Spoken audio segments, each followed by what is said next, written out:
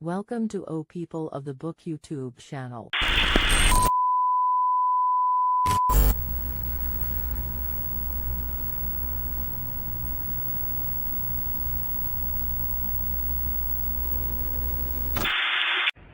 الله أكبر الله أكبر الله أكبر الله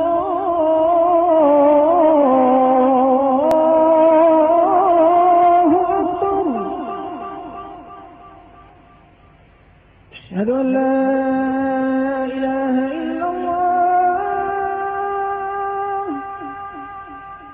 أشهد أن لا إله إلا الله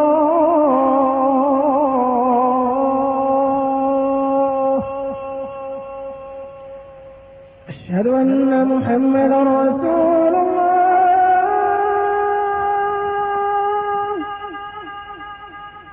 أشهد أن محمدا رسول الله.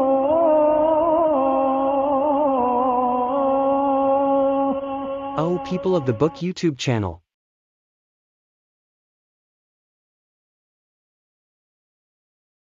نبرات شعري سطرت لمداد حبري والقلم نبرات شعري سطرت لمداد حبري والقلم نبرات شعري سطرت لمداد حبري والقلم هيا قصائد سائلي قلب النوى ليس الشبم هيا قصائد سائلي قلب النوى ليس الشبم.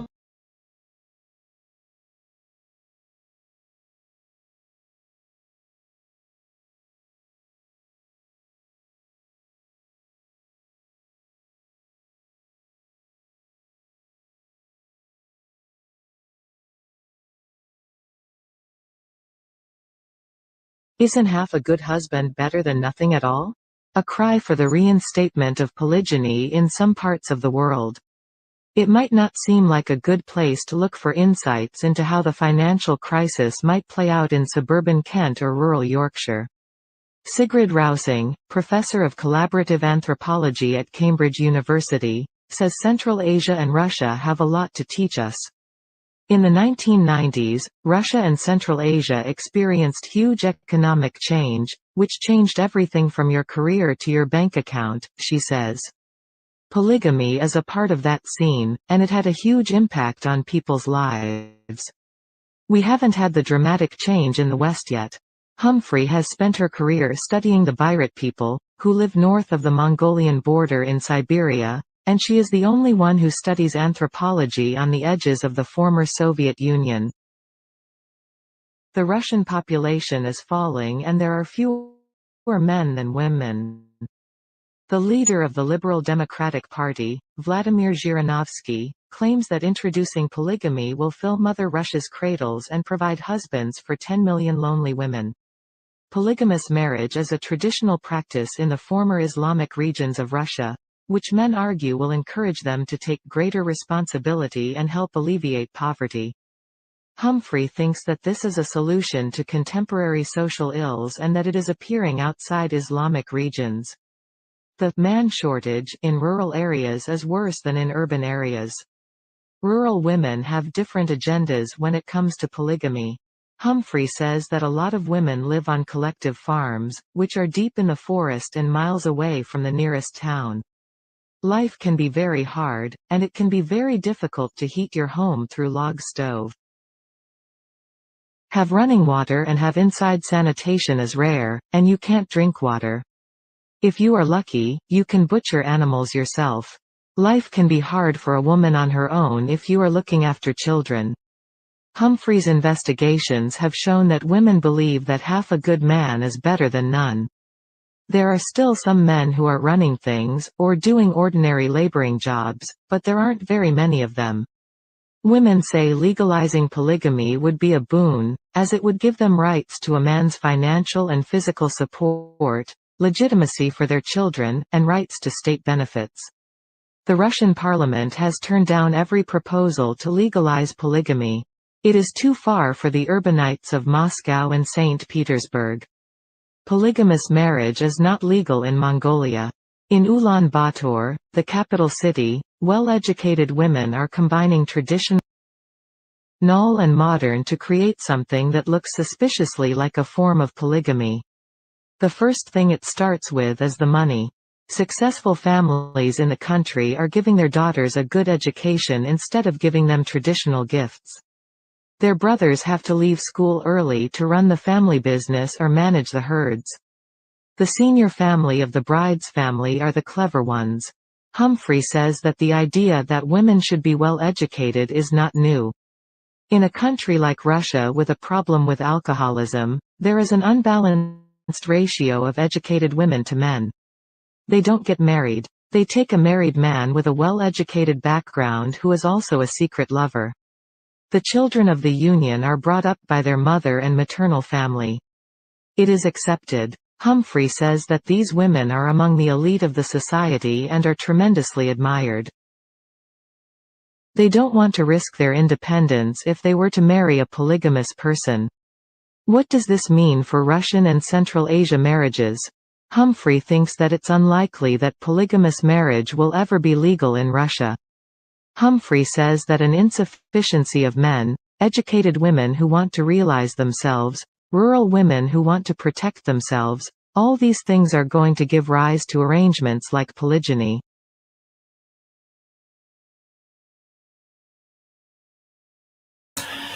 Bismillah, alhamdulillah, salatu wassalamu ala Rasulullah. Oops, let me turn it off again.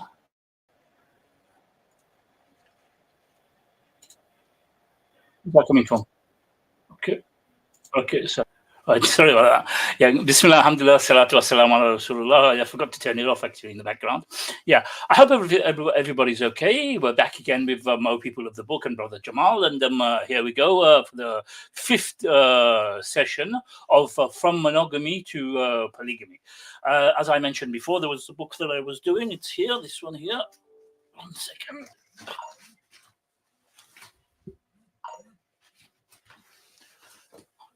Yeah, this is the book that I'm doing. So for those of you who have it, for those of you who don't have it, I'll be going through the book and I'll be using it like, and I'll be going through other instances and other articles and everything. And I hope everything's been okay for you. My weekend is nearly over, back to work tomorrow. And for Ramadan, we will actually change the timings when Ramadan starts, but we'll see by next week, inshallah. And I hope I am getting out. If I'm not, whoever is in the chat can let me know. But let me turn this off. Let me check the sound and see.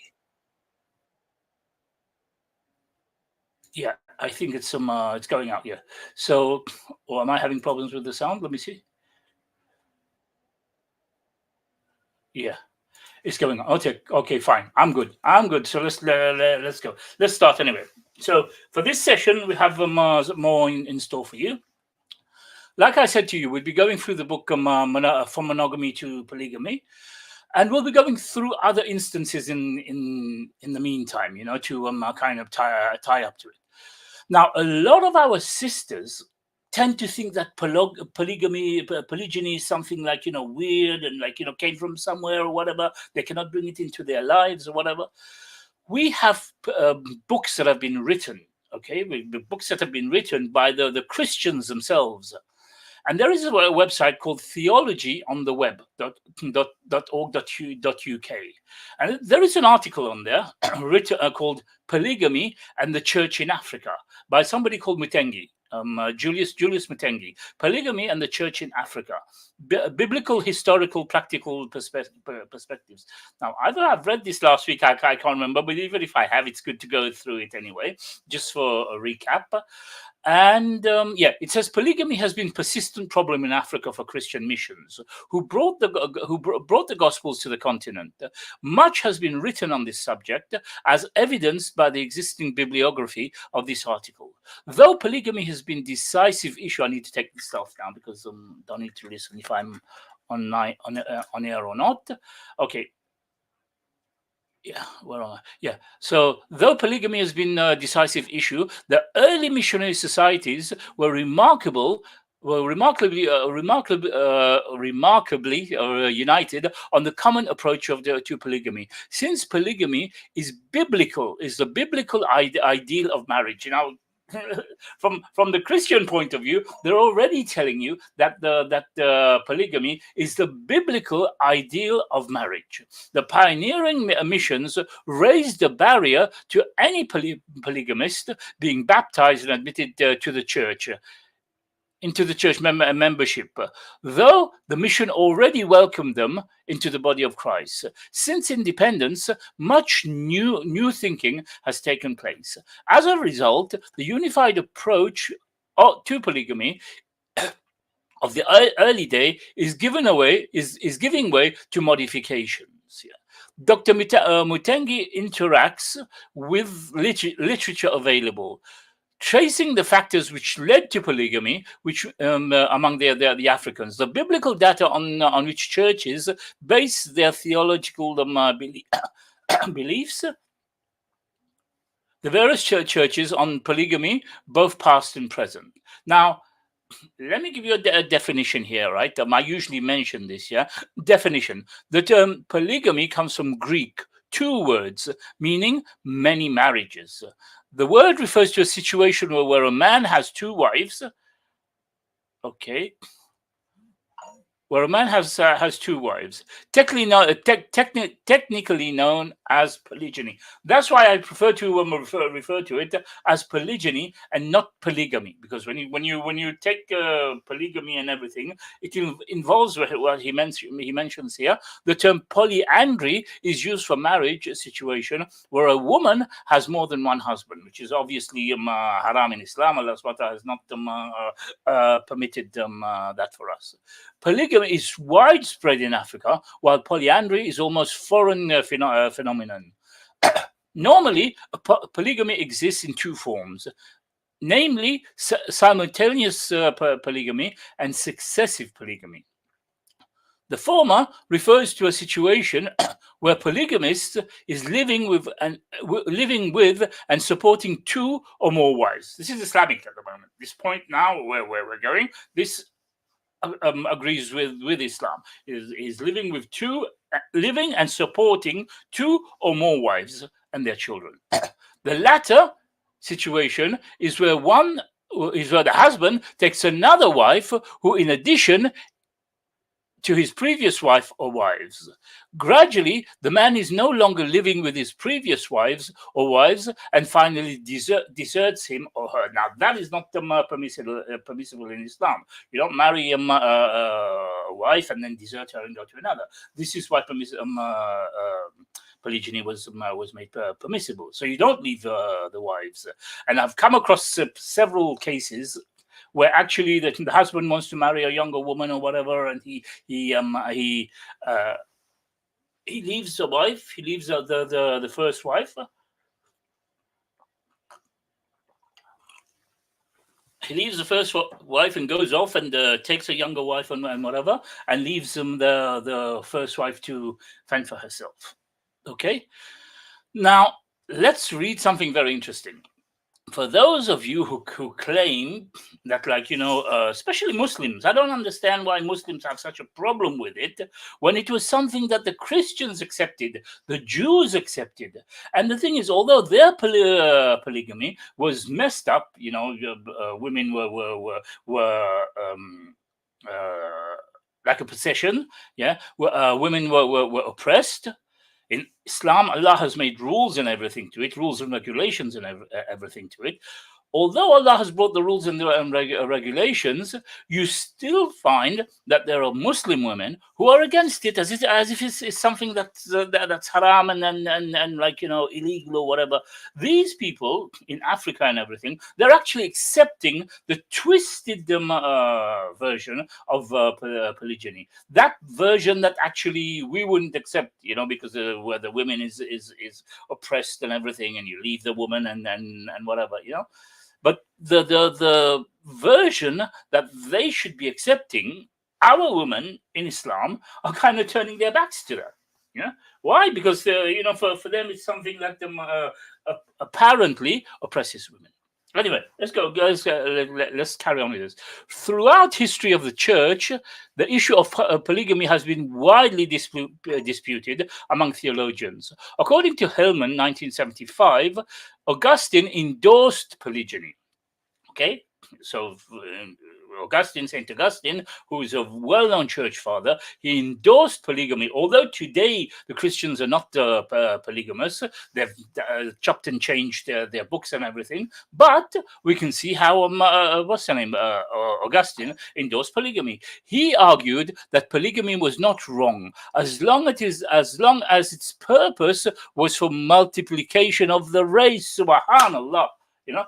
A couple of days ago, a couple of weeks, lessons ago, I read from Sheikh bin Uthaymeen, where Sheikh bin Uthaymeen said that every man should take more than should take at least 4 wives, and every year he should have children with them to increase the ummah of the Prophet sallallahu alaihi wasallam. Okay, now we see this. Now we see our what's her name?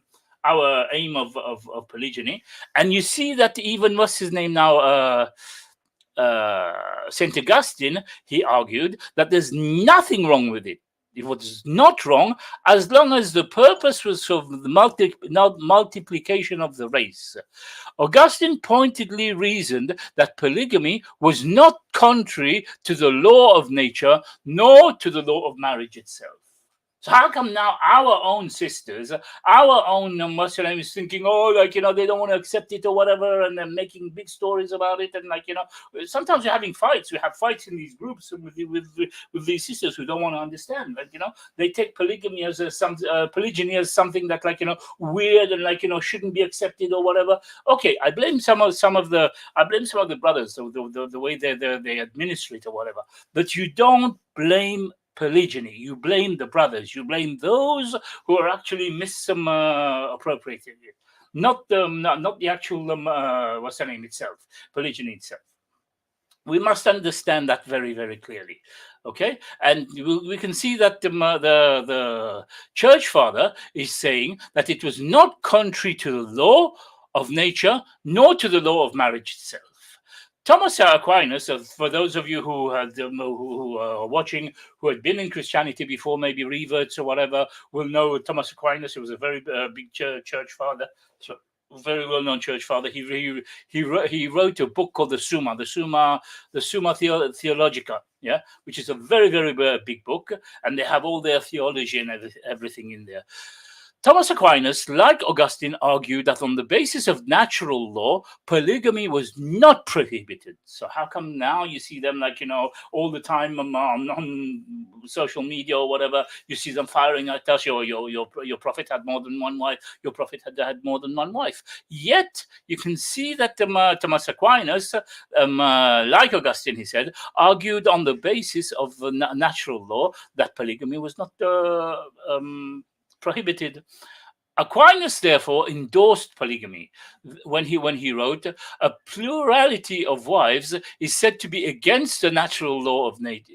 Is said to be against the natural law, not as regards to its precepts, but as regard to secondary precepts, which like conclusions are drawn from its first precepts. Since, however, human acts must need vary according to the various conditions of the person, time, and other circumstances, the aforesaid conclusion do not proceed with the first precept of the natural law, so as to be binding in all cases, but only in the majority. This is written by Hillman, 1975, page 181. Like Augustine, Aquinas strongly believes that the primary object and the purpose of marriage was to procreate and bring up children. Consequently, the purpose in question could legitimately be realized in polygamous situations. You see, so they're into increasing the ummah as well, and increasing their ummah. Yeah. just like we're supposed to be increasing the ummah, they're into that as well, and their own scholars and everything are actually pro that. Now, why is it that for us, when it comes to us, there's a lot of and everything, a lot of story about it, and when you propose polygamy to a woman, she runs like hell, doesn't want to know. Doesn't want to know, as if it's something that's taboo. Yet you got the Christians here who are actually endorsing it. The Protestant reformers manifested a great degree of difference of differing opinions with regards to the issue of polygamy. For instance, Calvin argued that polygamy was prohibited by natural law and that it hindered domestic peace by creating inferiority complex within each wife. Now, again, Islam tells you you don't create any inferiority complex between the wives. You treat all of them equal. But for them, their type of polygamy. Now, if you look at the for example, the Mormons, the way they have polygamy as well, it was totally messed up. They can marry as many as they want, and they don't have to. Can you imagine if somebody's got 10 wives and he has to put all of them separate? Yeah, that would have been chaos, right? But in Mormons, they all live in the same house. They all live in the same house, live in the same rooms or whatever. And, messed up completely. So here it's when they based their arguments, they're basing it on their type of polygamy, not the type of that Allah subhanahu wa ta'ala has rectified and brought for us and given us some better laws. Luther, where is? Yeah, Luther and Melanchthon argued that monogamy was not applicable to every situation. Boom. You see, monogamy was not applicable to every situation. So even monogamy had certain criteria. Had certain criteria to it, and that's the way the cookie crumbles. That's the way the cookie crumbles, as I say. Okay, they believed that the Mosaic law sanctioned polygamy. Luther, in particular, seems to have it both ways, as he claimed that the Christian was at liberty under the gospel to have more wives than one. Okay, so we can see now that, when these people are kind of saying that Islam, allows you to marry more than one wife or whatever, and this and that and the other, they do not know their own books, and they do not know what their own fathers, church fathers, are teaching. In contradistinction to the Reformers' view, except that of John Calvin, the Council of Trent strongly condemned. See, where does it get condemned now? In the Council of Trent. After so many years, for quite some time, there was little discussion on polygamy until the 19th century. Yeah, the era of worldwide missionary expansion. Like we read last week as well, when they went to Botswana, when they went to other countries as well, how they tried to change the laws and everything and regulations. So it only happened after the 19th century, where all the missionaries were going around conquering here and conquering there, and colonizing here and colonizing there. According to Harris, who's an author, 1953, Christian missions in Africa espoused a common view on the issue of polygamy. Harris writes, on this crucial issue, the mission authorities of all denominations have consistently refused to surrender their ground. They have always maintained and still maintain that acceptance of polygamy would be fundamentally inconsistent with the teachings of Christianity. Now, you see the contradiction here now, yeah? Their teachings are all contradictory anyway.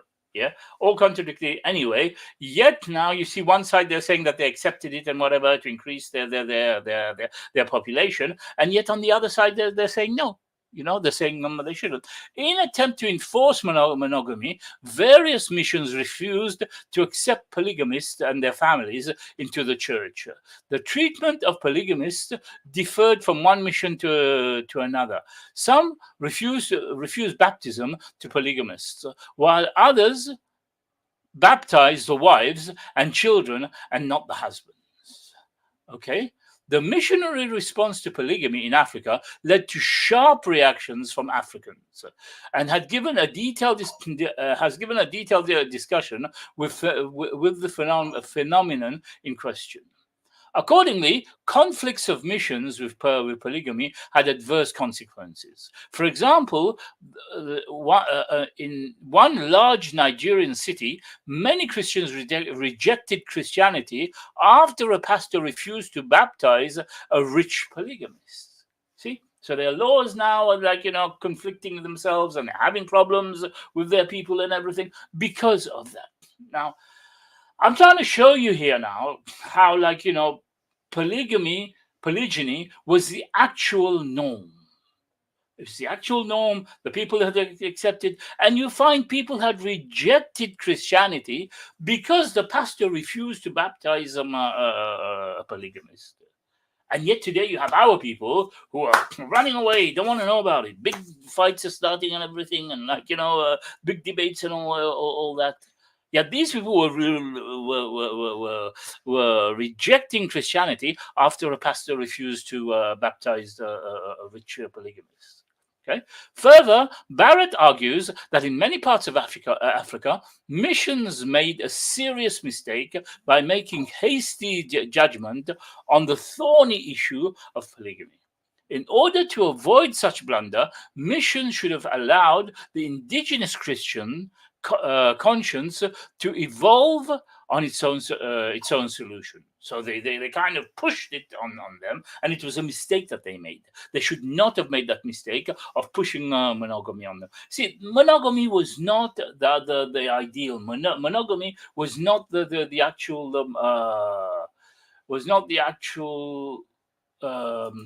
norm. Okay, so we can see that now. Okay, so let's go back and let's go back to this. Okay. Right. So, okay. So I'm trying to show you here, yeah, why in our community there has to be a debate about it. A lot of debate, don't like this fighting and everything that happens. Whereas these people, especially in Africa, there's so many regions that are still polygamous. Yeah. And they're saying that these colonialists made big mistakes in trying to kind of change these people's views. An interesting connection between the mission's response to polygamy and African reaction was evidence in the mushrooming of independent churches in Africa in the turn of the century, has given numerous examples of phenomenon in question. One example of polygamy among the African independent churches was Isaiah Shembe, Messiah of Nazarite Baptist Church in South Africa, who had 4 wives. Joshua Oshitelu, founder of the Aladura Church of the Lord, had 7 wives. Joanne Maranke, founder of the African Apostolic Church in Zambia and Zimbabwe, had 16 wives before he died. Okay, and tell me that Islam was the one who invented polygamy. Those people who many people have approached me and told me that one thing I cannot accept about Islam is you people are allowed to marry more than one. And look, here is actually giving you the proof. It's giving you the proof that this thing was there from a long time ago. Yeah. And it was the actual missionary who came to change things. Barrett, however, conceded that there were other factors involved for the issue of independence besides polygamy. He cited one example of a separatist group in Kenya where more than one issue was involved in their independence. However, he however strongly argued that missions in Africa interfered with African culture too much. His conclusion is that separatists emerge in in a given tribe as the outcome of clashes between two cultures and the traditional and the missionary. It's a long article. I'm just reading this part to you, to kind of make you understand. We'll go through it a little bit more because it seems interesting. It gives us some perspective on polygyny in Africa. Factors which led to polygyny among the Africans. Traditionally, polygyny was accepted all over Africa as a cultural norm. Okay, so can we see now that the polygyny was accepted all over Africa?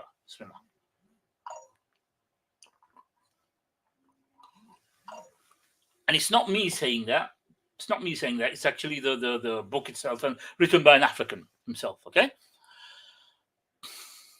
It was believed that the chief end of marriage was procreation. The more wives a man had, the more more would be his children, and the more children one had, the longer he would likely be remembered, long after his death. Interesting, very, very interesting. Because the Prophet ﷺ told us that we should keep company of the friends of our parents, of our father. Yeah. Why? Because he will be remembered. If he was a good man, then obviously he will. People will talk about him. People will always praise him and everything. And he will always get praised by people. Now, this guy is saying here that one of the reasons why they encourage polygamy as well is because the more wives one had, the more children he would have. The more children he would have, the more he will be remembered after his death. Can you imagine? If he's got 10 children, these 10 children now, maybe they're scattered here, there, and oh, you're the son of so-and-so. I knew him very well. He was a very good man. The other one, oh, you're the daughter of so-and-so. Oh, yeah, So this is what it was like, This is what it was like. And this, for us, is something normal because Prophet always already told us about this. Such a man would have many descendants through whom the power of immortality would be manifest in that family. I mean, power of immortality is not something that we don't believe in. I mean, we believe that, every soul must die. Kullu nafsin dha'iqatul maut. But this is talking of not literally. It's saying that, through his descendants, people will remember him in that family. Yeah. Accordingly, children were the glory of marriage, and the more children there were, the greater the glory. Okay.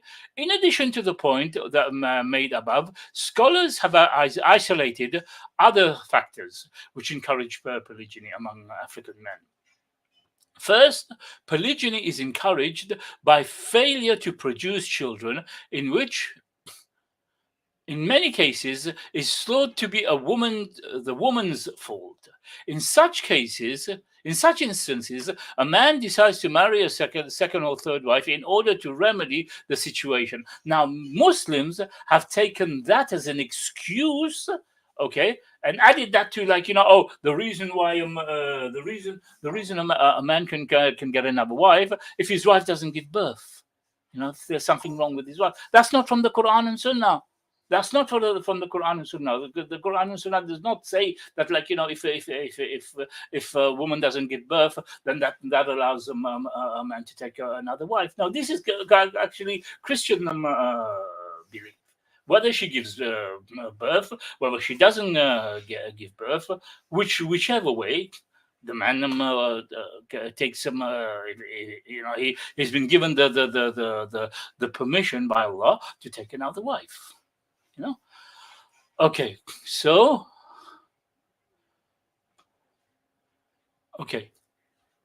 the person who wrote this now is called Mbiti in what's her name in 1967, and another person called Iteka, another called Gitara, and another called Shorter in 1974.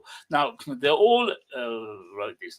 Mbiti elaborated on the point as he wrote: if the first wife has no children or only daughters, it follows it follows almost without exception that the husband will add another wife, partly to remedy the immediate concern of childlessness, or partly to remove the shame and anxiety of apparent unproductivity. Now, in Islam, not having children is not a shame. It's from Allah. Allah is the one who gives. Allah is the one who takes. Yeah. So it's not a shame not to have children. And there's a lot of people who I know who, after 10 years, 5 years, 10 years, they tried and tried and tried, and eventually Allah subhanahu wa ta'ala gave them children. So it's not an issue of like if the first wife has no children or only daughters. I mean, we love our daughters. We don't kind of think that daughters are inferior. That's why we'll get another wife. The Prophet ﷺ said to increase his ummah. Whether you can get boys, whether you get girls, whether you're, whatever, increase his ummah. Clear. And partly to be productive in the term of having children is one of the essential attributes of being a mature human being. The more productive a person is, the more he contributes to the existence of a society at large. Okay? So I hope this is making it clear. I hope this is making it clear. For some people who it still hasn't entered the head yet. You can download this book or article or whatever it is. Okay, from a traditional African or Kenyan point of view, barrenness is a tragedy and that threatens both the family and family life as well as its future. Okay, now that's not Islamic. Islam doesn't believe in that. Okay, Allah subhanahu wa ta'ala is the one who gives children, and nobody can do anything about that. Second, polygamy is motivated by desire to secure alliances with good families. And this is what the Prophet ﷺ taught, and obviously this is what he done. Yeah, what he done was like he married the people because of the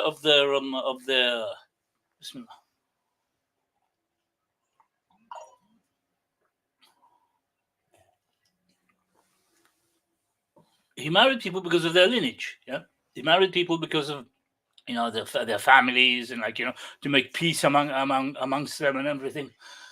So so the book is saying this now. In this case, marriage from the African context is viewed as involving families and 1 second, please. 1 second.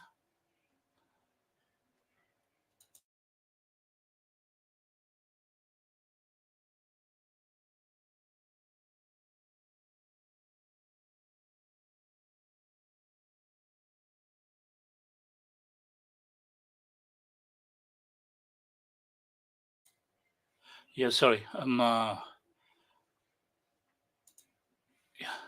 Okay, so third, the 1 second.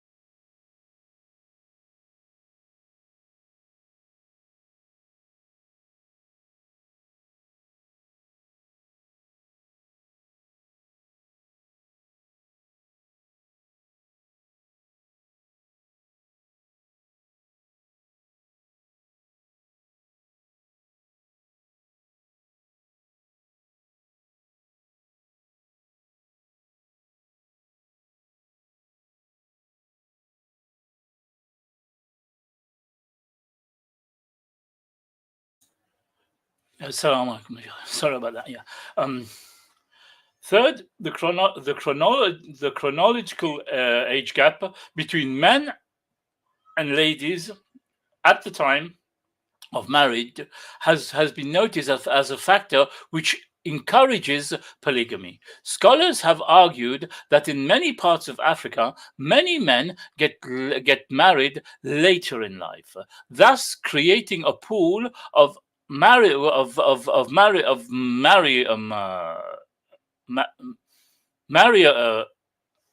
second, please.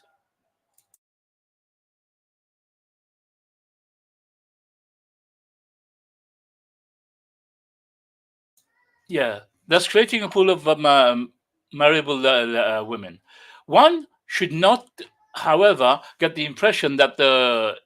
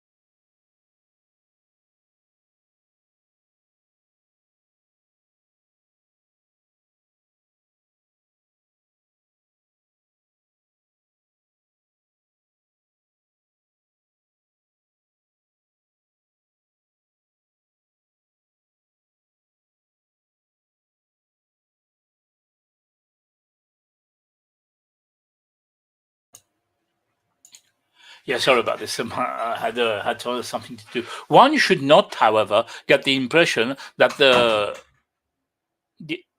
discrepancy mentioned above is the only factor involved. Hillman, 1975, has conceded that other factors at work includes a natural annual population increase and the relatively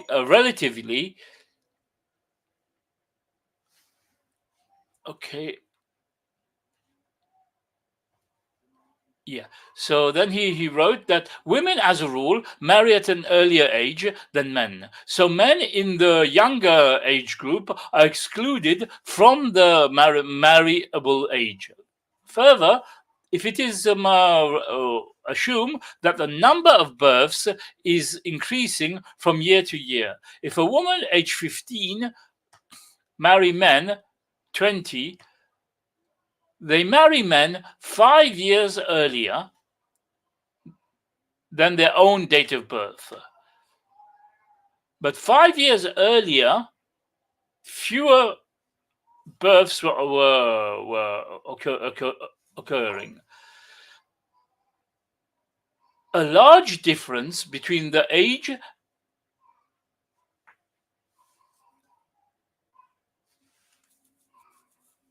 Sorry, I'm having some headache.